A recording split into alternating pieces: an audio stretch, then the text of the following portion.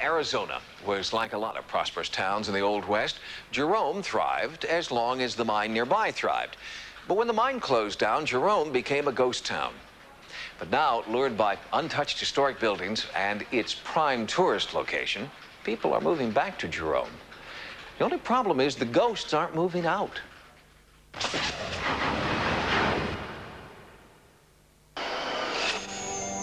Jerome is in the middle of nowhere. But in the 1920s, this was a boom town, home to one of the most lucrative copper mines in the world. Legend has it that everyone who was anyone visited Jerome. Residents here enjoyed every modern convenience, including the best-equipped hospital in Arizona.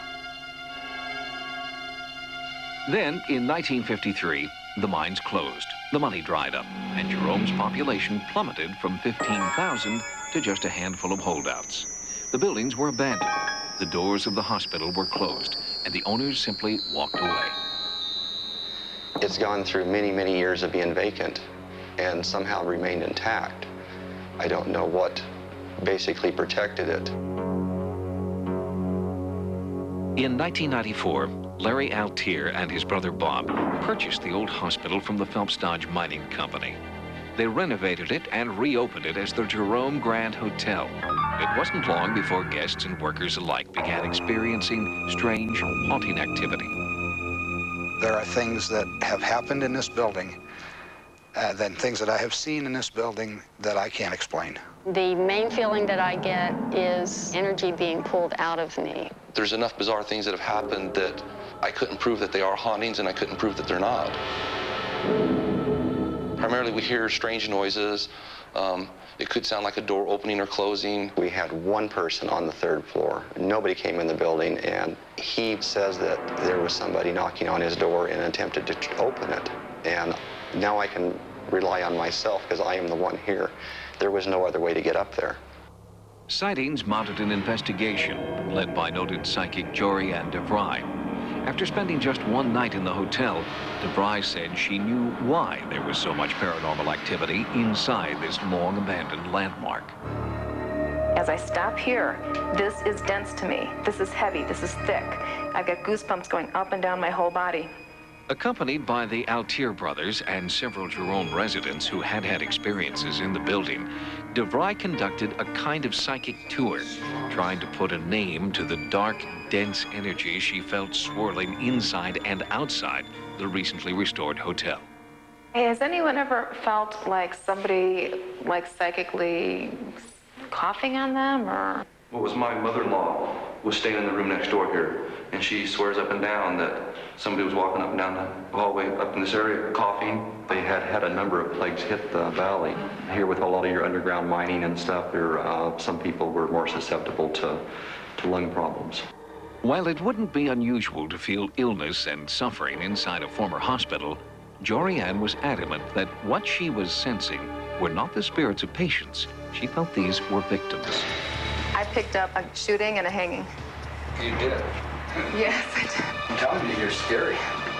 The shooting that you're referring to was an attempt. It wasn't successful, and that happened in the room we just walked through.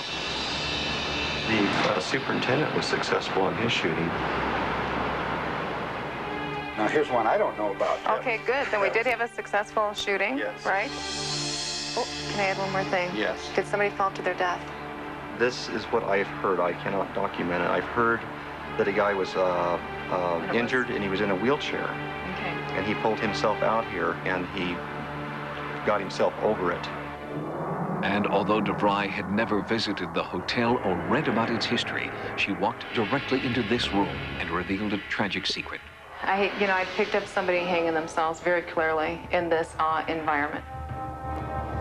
Goosebumps. Choked with emotion, former police chief Ron Balator revealed that in 1983, in this very room, he had discovered a body hanging from this pipe. Was there anyone that was involved in a relationship situation at all that kind of drove them, Yes. Beyond the point and stuff? Because I'm telling you, something heavy was going on. It was a You're right on the romantic money. situation. I know it was. The gentleman that lived here was separated from his wife Okay.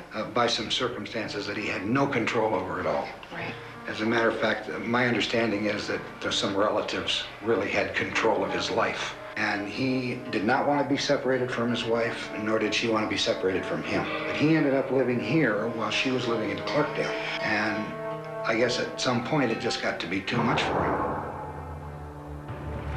Throughout her tour, DeVry kept coming back to this elevator where she felt very negative energy. When I was coming into the elevator, I sensed that there was like a heaviness in the air. It felt like it was thicker, more dense. And it was in the boiler room, where the elevator's motor and controls are located, that DeVry began to put together more pieces in this hotel's psychic puzzle. This seems to be significant. It felt like activity around this area. Did the elevators ever get stuck or anything like that also? In 1935, they were having a problem with it. See, and even right now, sitting here, I'm getting a little pain in my head. I don't know if a person got caught up back here or got stuck or having problems back here. Does that make sense? Did they expire? Yes. They did expire. In 1935, maintenance engineer Claude Harvey was found here, his head crushed under this very same elevator. A coroner's inquest ruled the death an accident, even though no autopsy was performed, and the elevator was in perfect working order. Historian Nancy Smith believes the inquest raises more questions than it answers, and that Harvey may have died at the hands of another. There were a lot of questions that weren't asked. I think they were in a hurry to get as much of the minimum facts in as they could so that they could come to that verdict that it was an accidental death and that the company had no responsibility in it. I think it's a good whodunit. Jorianne DeVry agrees. Claude Harvey's death was no accident, and the horrible injustice that took his life has also trapped his spirit inside the Jerome Grand. And I believe that he is unsettled. I believe that there's some restlessness around him and his questionable death. DeVry believes that Claude Harvey's restless spirit has created a negative psychic vortex at the Jerome Grand. But she suggests once the true cause of Harvey's death is finally uncovered, he and all of the guests at the hotel will finally be able to rest in peace. Jorianne's psychic hits were all the more impressive because she was given no information whatever about Jerome or the Grand Hotel before her arrival. In fact, Jorianne lives in Indiana, and she'd never even been to Arizona before her work on this story.